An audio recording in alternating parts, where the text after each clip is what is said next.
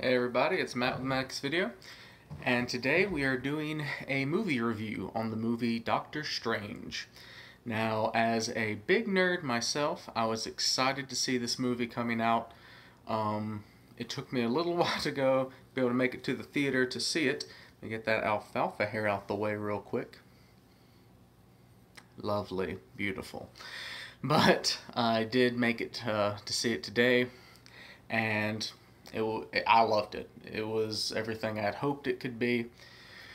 I mean, yes, there were a few little quirks and whatnots in it, but overall, fantastic movie. Probably one of the better Marvel movies that have come out in the last couple years. Um, in this video, I want to give a short synopsis of it. Warning, there will be some spoilers just because to really give a good review, you have to say some things from the movie. I won't be giving away endings or anything, so you don't have to worry about that. But I will be giving away a couple things and my thoughts on a couple things that happened in the movie, from the beginning to about halfway. Because, like I said, I don't want to give away too much for those that haven't seen it. If you haven't seen it, I recommend that you do go and see it before you watch this review. Just cause it's a good movie. I want you to experience it yourself before you gather my opinions on it. That way, if you have something to say, you can say it in the comments and we can have a back and forth about it. Anyway, now that that's out of the way, spoiler warning, let's get to it. Doctor Strange is a character from the Marvel Universe that originated. He's an older character. I can't exactly tell you why, how old. Let's see, as I say it in this little batch of notes I got here. Nope. Man, I really need to get the lighting fixed in here. Sorry about that, guys. If I sit really still, the lighting will adjust itself, and everything will be just fine. Yes, that's what I need. Darkness on my face. It's good. Come on. Adjust. Oh. There we go.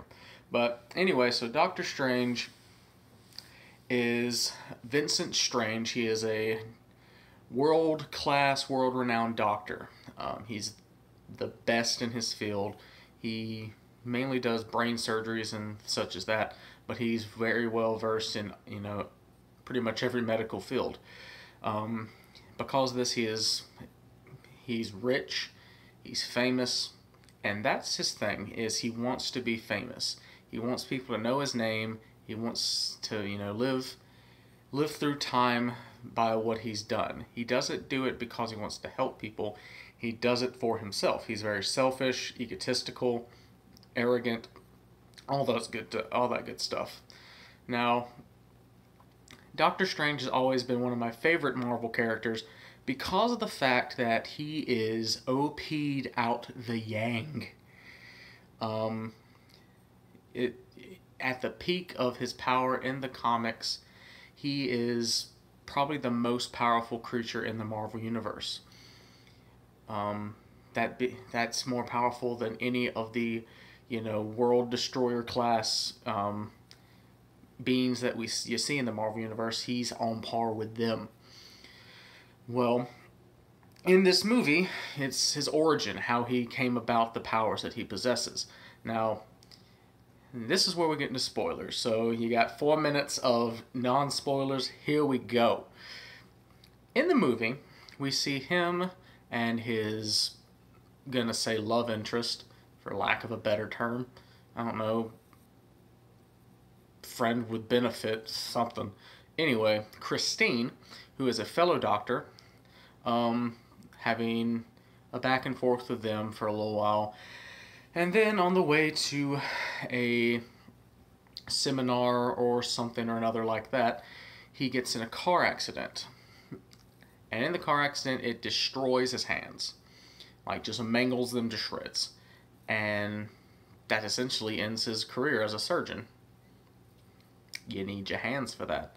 That's why they say you got a hand steady as a surgeon. I mean, look at this hand, steady as a surgeon. But, so in the movie, After that, he kind of goes into this depressive, maniacal search to try to make his hands better so he can, get back to doing surgery and get back to forming his legacy. So, that being said, he spends all his money doing several different surgeries, doing several different operations, trying to make it happen. Nothing works. Well, he hears from his physical therapist of a man who broke his back, paralyzed himself, and then the therapist saw him on the street walking around. Shouldn't have been possible. The way he broke his back, it shouldn't have been possible. So, Strange finds the man, asks him what happened, and he leads him to a temple in the east. At this place, he searches and searches. Finally, a monk shows him where to go, takes him there to meet the Ancient One. This is one of the things that had some people hung up for some odd reason. I don't know why. People nitpick over the stupidest stuff, I tell you. But, sorry, I got tired of the glare off my glasses. And the thing that had people hung up was, in the comics, the Ancient One is Asian. In the movie, the Ancient One is Celtic. The reasoning behind that, if you think about it, is, in the comics, the Ancient One is Tibetan. Now, who's Marvel, Disney's target audience? Big section of them is China. China and Tibet don't get along well. Thusly, they're not going to put a main character in their new movie as an ethnicity that could possibly lose half their market. So they decided to make a slight change. Because nobody hates the Celtic people. They're fun. They're just nice people. They might drink a bit and curse, but maybe that'll help the lighting if I take that away. Nope, just sent it into a panicked frenzy. Hey, look, it's settled. But, so, anyway, like I said, that doesn't matter to anybody. It shouldn't anyway. So, meets the Ancient One, and she shows him the secrets of the universe, essentially. How there are infinite amount of different universes with different physics and different laws and different everything.